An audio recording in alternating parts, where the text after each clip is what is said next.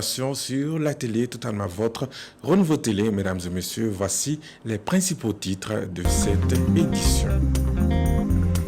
Pour gagner le combat contre la corruption et l'enrichissement illicite, une campagne de sensibilisation et d'information a été organisée à l'intention des acteurs de Koulikoro par la coalition des organisations de la société civile pour la lutte contre la corruption et la pauvreté et ses partenaires. Plus de détails dans quelques instants.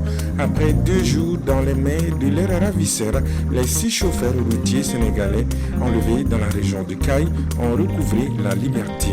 Nous allons vous faire découvrir dans cette édition la traditionnelle galette des Touré Dravé préparée spécialement dans le cadre de la célébration de Maouloud.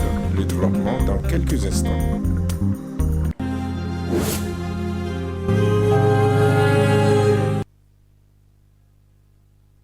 Mise en œuvre du projet Lutte contre la corruption et l'enrichissement illicite, phase 2, financé par le Royaume des Pays-Bas et l'ambassade royale du Danemark, le PNUD, en partenariat avec la coalition des organisations de la société civile pour la lutte contre la corruption et la pauvreté, a organisé du 3 au 4 septembre 2025 à Koulikoro un espace d'échange et de sensibilisation sur la prévention et la lutte contre la corruption et l'enrichissement illicite.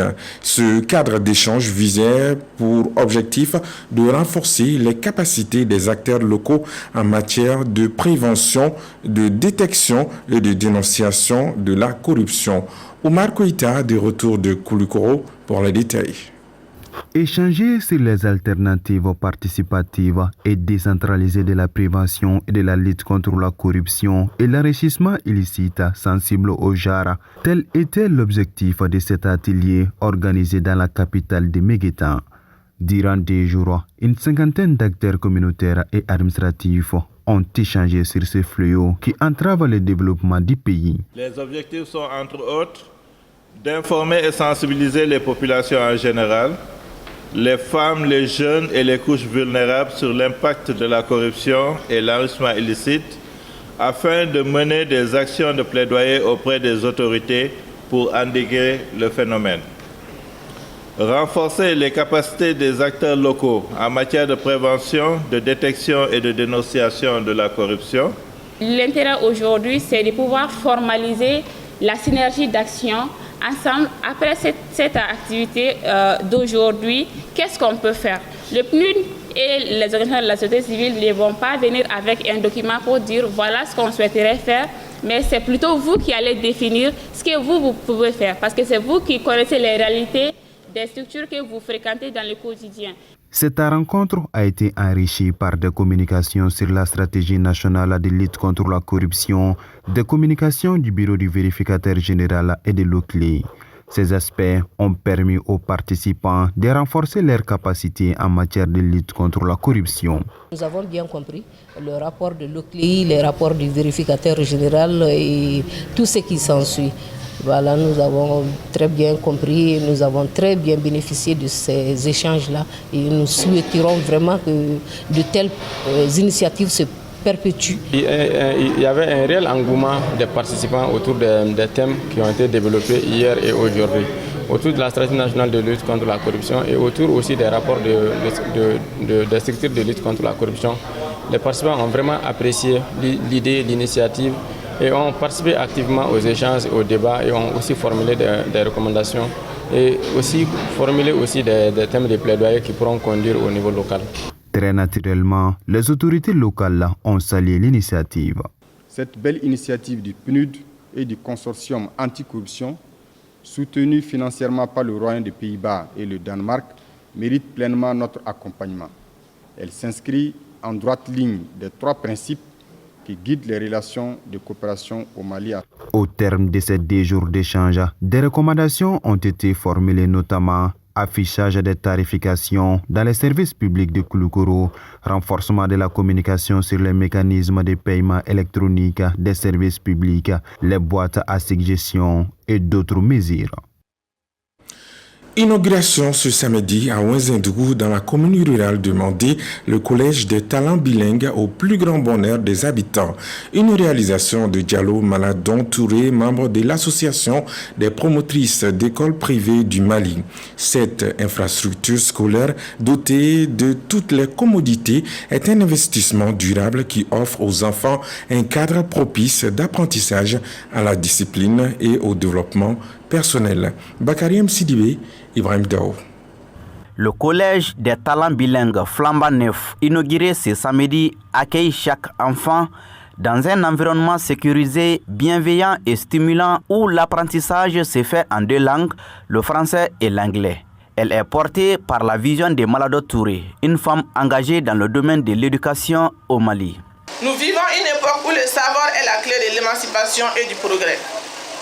Ce collège vient répondre à une aspiration collective, offrir à nos enfants un cadre d'apprentissage moderne, sécurisé et adapté aux exigences du monde actuel. Ici, ils pourront non seulement acquérir des connaissances, mais aussi développer des compétences, des valeurs et des qualités humaines qui feront d'eux des citoyens responsables et utiles de notre société. Ce collège est le fruit et la volonté collective de donner à chaque élève la chance d'apprendre, de rêver et de réussir ici, tout près de chez vous. Les programmes pédagogiques du Collège des talents bilingues conjuguent l'innovation, l'accompagnement personnalisé et l'excellence. C'est une dame qui a de la qualité, de la rigueur et aussi l'amour de son métier. Et je sais que je serai un parrain très heureux. Ce serait l'histoire d'une réussite pour les enfants que je vais aussi accompagner. Quand tu construis une école, c'est comme si tu as fermé une crise. Donc, il y a lieu de dire à Madame Diallo que la tâche n'est pas terminée. Construire, ok. Il y a un élève qui vient de témoigner comme quoi il a passé par l'ADO. Ce n'est pas aujourd'hui que l'ADO existe, mais Malado vient d'ajouter cela encore. Donc on ne peut pas faire assez pour son pays. C'est une manière de contribuer à l'édifice de son pays. L'inauguration de cet établissement symbolise bien plus que la mise en service d'un bâtiment. Elle incarne une vision, un rêve et un engagement, celui de faire l'éducation un pilier de développement de notre pays.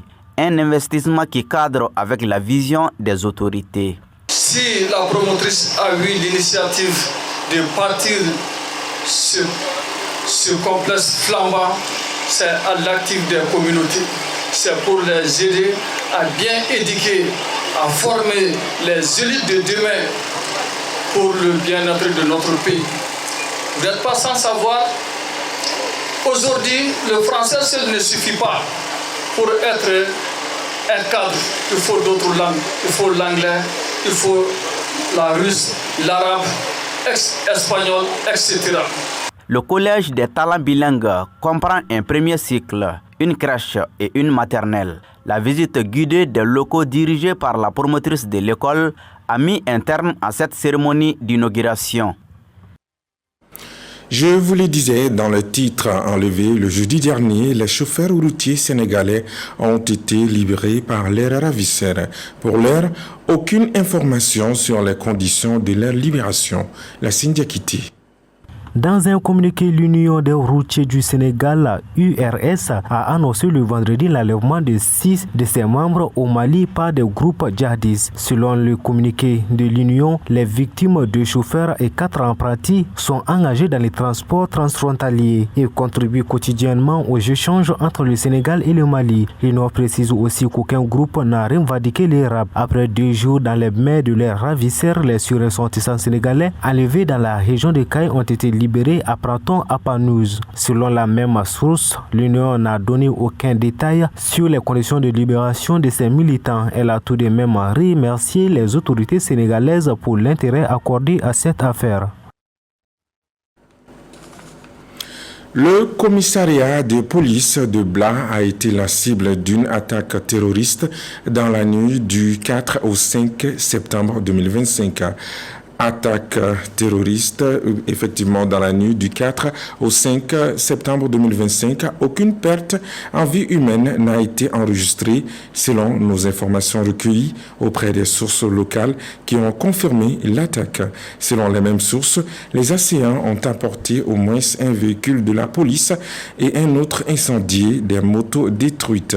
Les autorités locales dirigées par le deuxième adjoint au préfet et le maire de Bla faisant le constat ont salué le courage des forces de sécurité et appelé la population à collaborer avec les forces armées et de sécurité pour prévenir des attaques.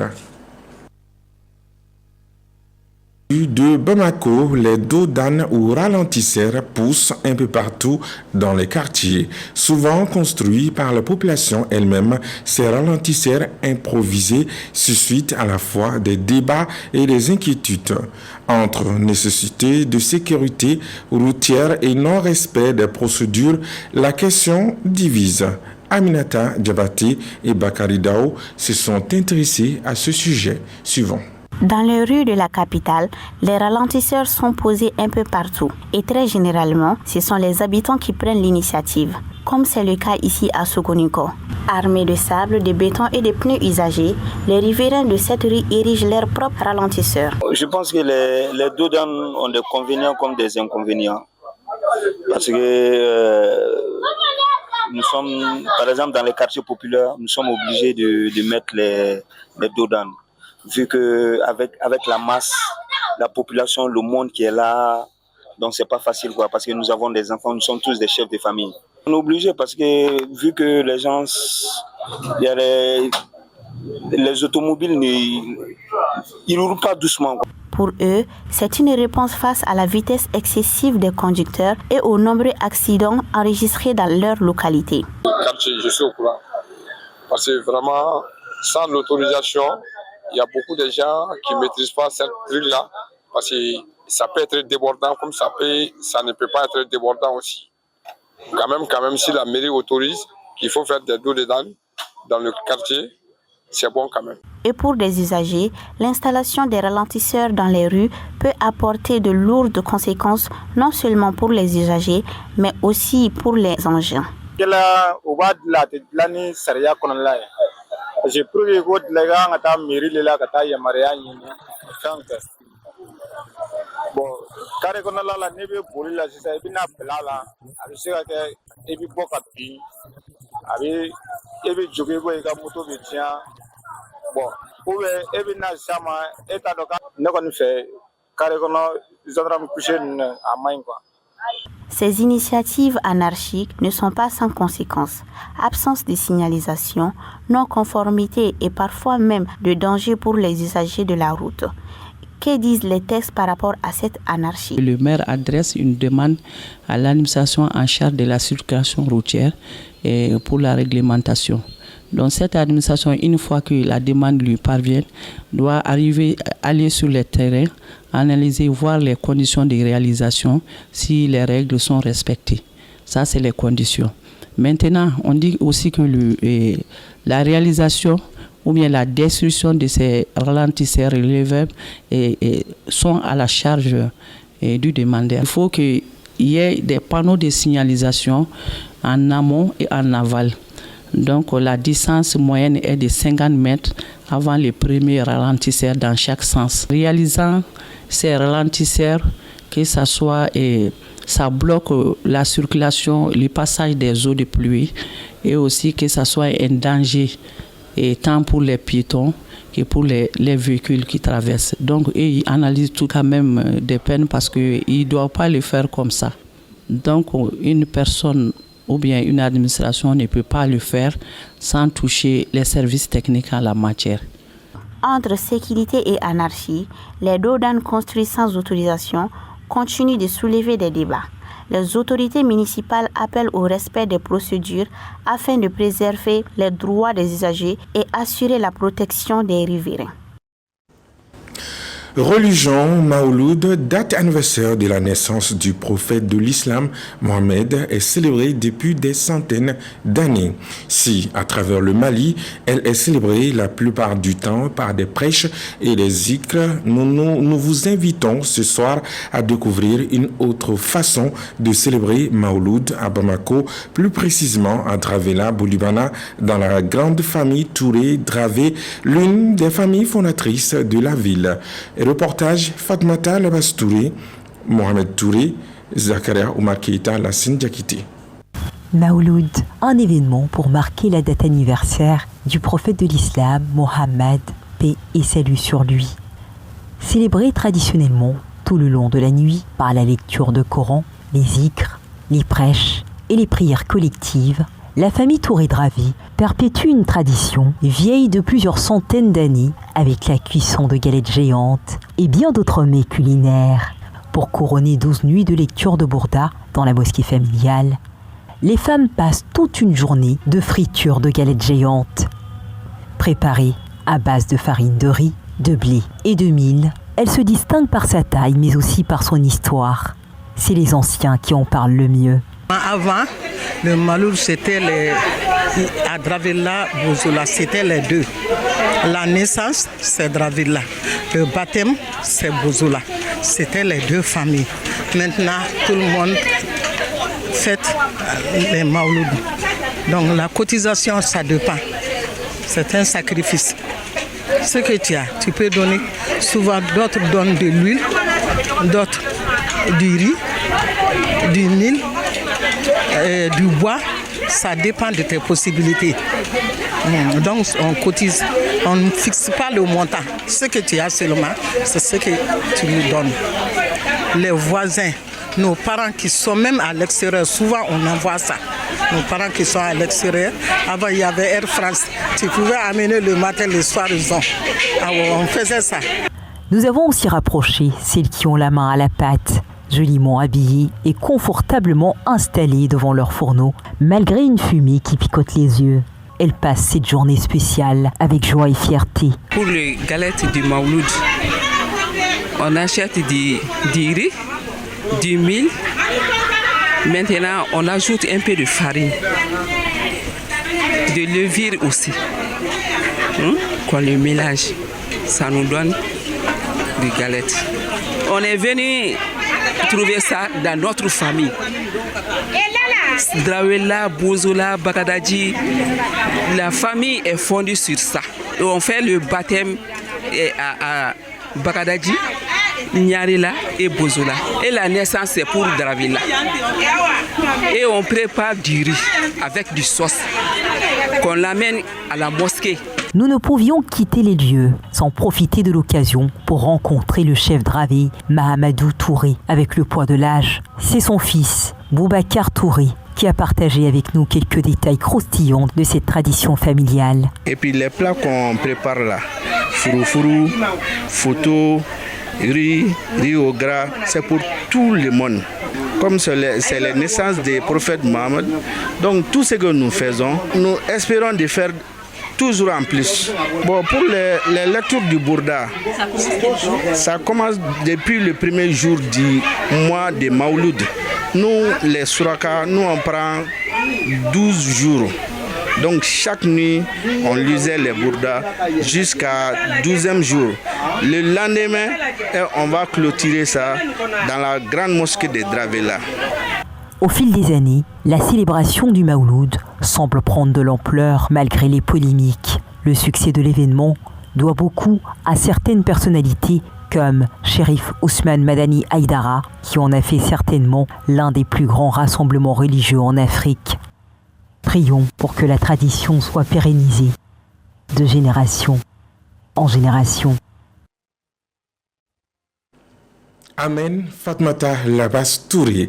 Et autre information à retenir dans ce journal, le secrétariat permanent de la réforme domaniale et foncière informe les populations des villes de Bamako, Sikasso, Koulikoro, Ségou, Markala et les communes du cercle de Kati qu'il met à leur disposition la nouvelle application Ninacad Adresse.